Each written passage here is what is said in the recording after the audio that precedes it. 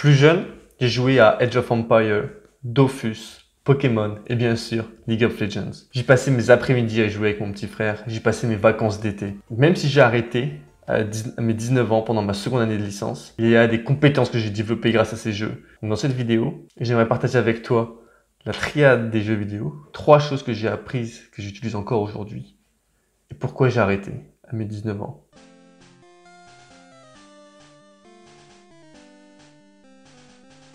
Le jeu vidéo nous procure un plaisir instantané, une gratification immédiate. Parce que nous jouons en équipe, on fait de bons moves de temps en temps. Et on s'en souvient, on en rigole pendant des semaines et des mois après, on en parle encore. Et on se dit, tu te souviens lorsque j'ai fait ça? Lorsque nous jouons en équipe, dans un jeu vidéo, notre objectif est clair, notre objectif est commun. La beauté du jeu, c'est que l'objectif est clair. Nous savons ce que nous devons faire et nous savons en théorie comment le faire. Et nous sommes tous unifiés vers ce jeu, vers cet objectif. Chaque personne joue son rôle, chaque personne sait ce qu'il doit faire pour aider son équipe. Chacun joue pour son équipe. Nous ne sommes plus un individu, nous sommes une équipe avançant vers un objectif commun. C'est ça ce qui est beau lorsque nous jouons à un jeu vidéo. Lorsque tu joues à un jeu vidéo, tu dois jouer le jeu à 100%.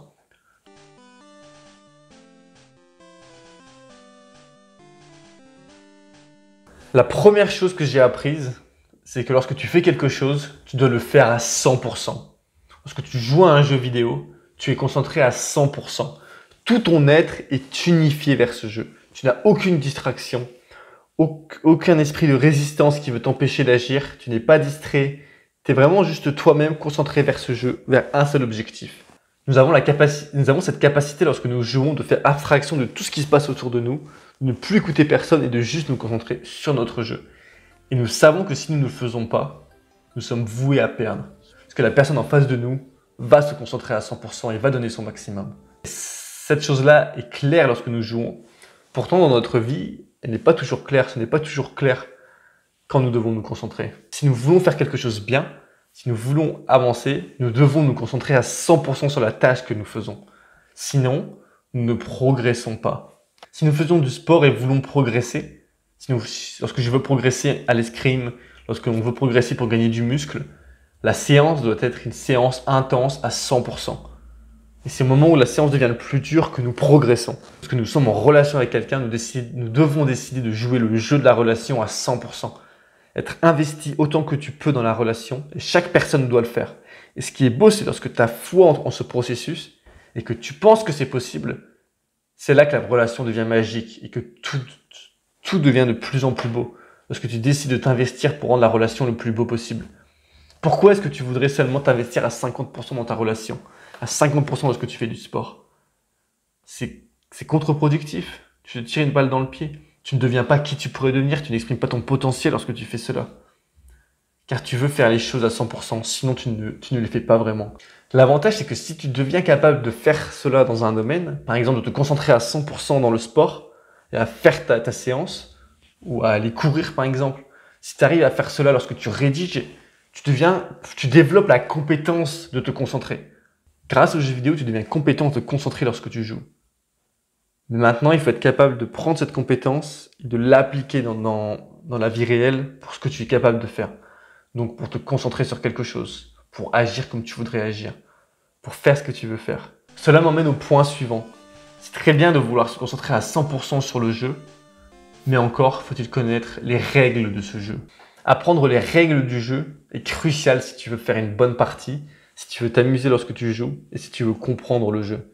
Lorsque nous jouons à un jeu vidéo, par exemple Age of Empires, nous essayons de vaincre l'ennemi. Nous pouvons aussi dans League of Legends essayer de vaincre le Nexus adverse.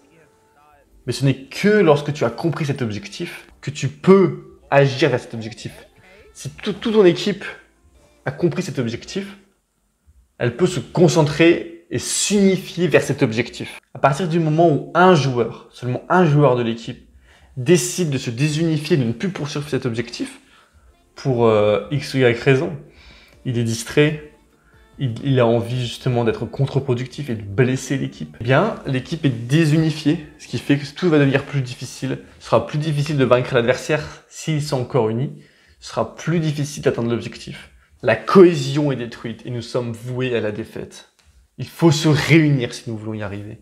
Dans la vie réelle, il faut clarifier ses objectifs. Les objectifs de chaque jeu que nous jouons. Pourquoi faisons-nous du sport? Pourquoi avons-nous une relation de couple? Quel est l'objectif? Où est-ce que j'ai envie d'aller avec ce couple? Où est-ce que je veux aller dans ma vie professionnelle? Où est-ce que je veux aller dans cet objectif, dans ce que je fais? Tu dois avoir ces objectifs clairs.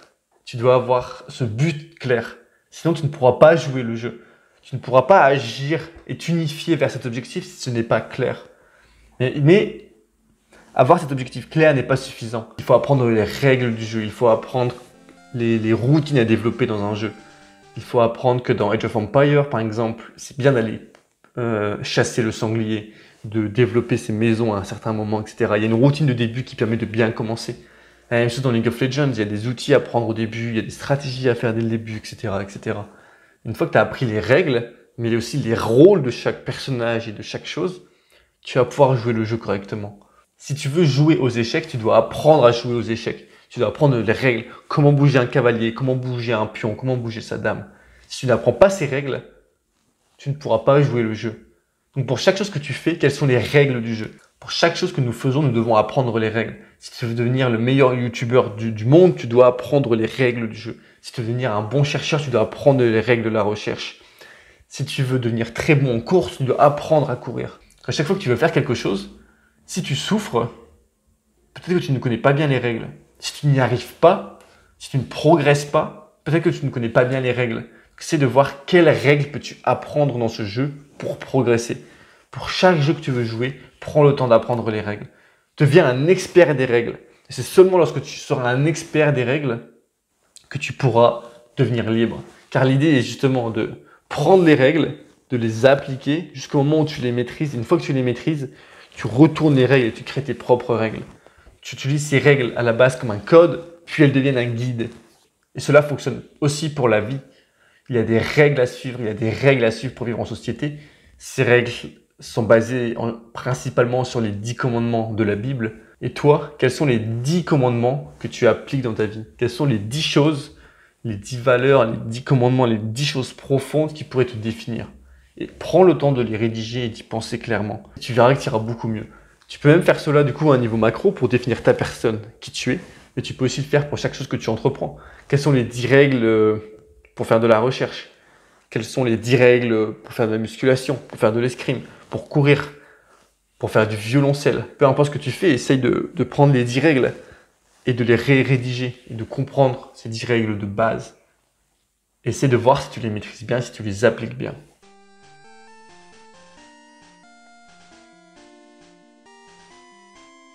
Le problème, c'est que si tu rejettes les règles, tu deviens toxique et ça devient impossible de jouer avec toi. Si au Monopoly, tu triches sans arrêt à prendre de l'argent, à investir les territoires des autres, etc., le jeu n'est plus possible. Si dans League of Legends, tu es toujours en train de ne pas suivre les règles et de partir dans toutes les directions, de te sacrifier, on ne pourra pas jouer avec toi. Et du coup, le jeu devient impossible. Donc je t'invite à te poser la question, est-ce que tu respectes les règles du jeu pour lequel tu es en train de jouer? Le rejet de ces règles, de ces principes te rend imprévisible. Et ce qui est imprévisible est dangereux. Donc à chaque fois que tu entreprends quelque chose de nouveau, je t'invite à te poser la question, quels sont les grands principes de cette discipline? Et est-ce que je peux m'y abdiquer? Est-ce que je suis prêt à m'abdiquer à ces grands principes pour un jour devenir un expert? Car ce n'est que lorsque tu commences à maîtriser ces grands principes que tu peux enfin briser ces principes pour créer ton propre jeu. Cependant, il n'y a qu'une seule façon de pouvoir appliquer et apprendre ces principes. Et c'est la troisième chose que j'ai apprise lorsque j'ai joué aux jeux vidéo. La troisième chose que j'ai apprise en jouant aux jeux vidéo, c'est qu'il faut incarner le rôle d'apprenti. Nous devons accepter d'être un apprenti lorsque nous commençons à jouer et lorsque nous jouons. Ce n'est qu'en incarnant ce rôle que nous ouvrons en nous la possibilité de transformation. Incarner le rôle d'apprenti, c'est décider de révéler son ignorance aujourd'hui pour savoir demain. C'est décider de dire lorsque nous ne savons pas. C'est de révéler notre ignorance et dire je ne sais pas, je ne comprends pas. Est-ce que tu peux m'aider? Est-ce que tu peux m'aider à progresser? Faire cela dans la vie est crucial dans chaque nouvelle discipline. Celui qui n'accepte pas de prendre ce rôle, par exemple dans League of Legends, sera le joueur qui a tendance à foncer dans le tas tout seul et après à accuser son équipe. C'est le joueur qui, au moment où tout le monde décide d'attaquer, justement, bat en retraite. C'est le joueur qui ne comprend pas les mécaniques du jeu car il n'a pas appris le jeu. Car justement, il pense savoir jouer, il pense être un monstre, il pense être super bon. mais il ne sait pas jouer et il n'est pas capable de se remettre en question. Dans League of Legends, je jouais avec un ami qui était diamant. Il était tellement bon qu'il capte, même lorsqu'on commençait à perdre la partie, il arrivait à maintenir la cohésion d'équipe. Donc il était un peu la glue, le ciment unificateur de l'équipe. Et il captait la microseconde de l'adversaire, la micro-erreur de l'adversaire. Il nous dit, on attaque maintenant. Le gars, tout ce qu'il avait fait, c'était qu'il s'est reculé un petit peu plus loin. On a attaqué à ce moment-là sous la tour et on les a tous vaincus. Et on a gagné la partie, alors qu'ils nous dominaient. Et c'est ce qu'on fait à l'escrime. Le principe de l'escrime, c'est capter la micro-erreur de l'adversaire. Ça requiert d'être attentif et d'être prêt justement à écouter quelqu'un qui est plus compétent, de nous dire là il y a une opportunité, là il y a une fenêtre d'opportunité, il faut foncer. Et le truc, c'est que plus tu joues avec des bons joueurs, et plus tu acceptes de lui dire, de dire oui, tu joues mieux que moi, je peux apprendre de toi, tu t'ouvres à la possibilité de transformation. Et lorsque tu t'ouvres à la possibilité de transformation, c'est là que tu deviens bon, c'est là que tu progresses, c'est là que tu deviens compétent. Le problème, si tu n'acceptes pas, que tu ne sais pas, c'est que le problème, c'est que tu risques de diviser ton équipe, de diviser ton esprit, ton cerveau. Si tu essayes de te cacher que tu ne sais pas, du coup, tu as une part de toi qui sait que tu ne sais pas, mais tu as une autre part de toi qui est en colère parce que tu ne sais pas, et tu as une part de toi qui dit que tu sais, et du coup, tu es divisé. Et c'est le problème, c'est pour ça qu'il faut s'unifier. Car si une part de toi veut faire X, Y et une autre Z, tu ne pourras pas agir. Mais ici vient le paradoxe, c'est que tu dois aussi agir comme si tu savais déjà jouer. Tu dois incarner ce rôle de personne qui sait jouer. Cela ne veut pas dire que tu dois mentir et décevoir tout le monde, etc. Cela veut dire que tu dois jouer comme si tu savais jouer pour que tu puisses apprendre à jouer. Si tu veux être un chercheur un jour, tu dois agir comme si tu étais chercheur. Si tu veux être sportif, tu dois agir comme un sportif. Si tu veux être matinal, tu dois agir comme quelqu'un qui est matinal, car tu deviens ce que tu pratiques.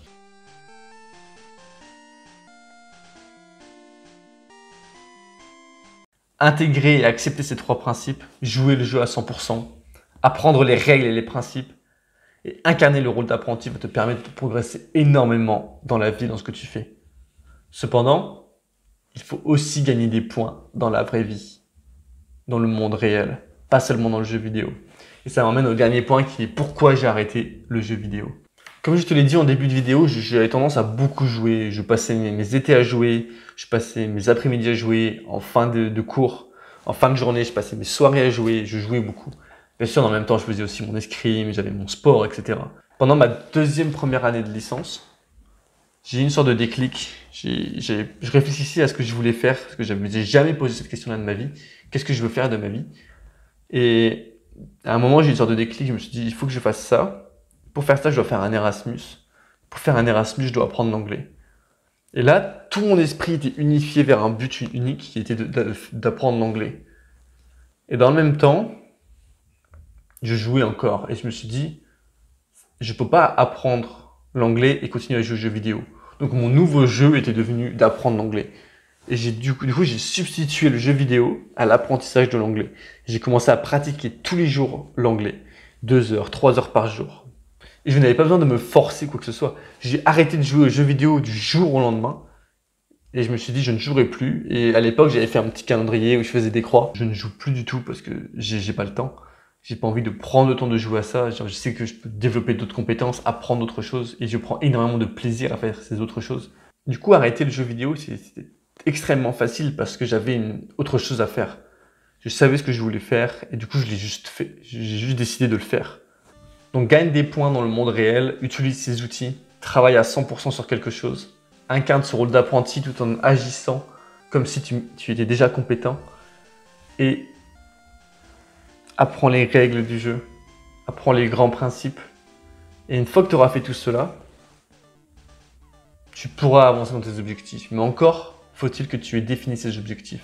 Pour cela, je t'invite à aller voir cette vidéo dans laquelle nous allons voir tout cela en détail, voir comment définir et créer ces objectifs.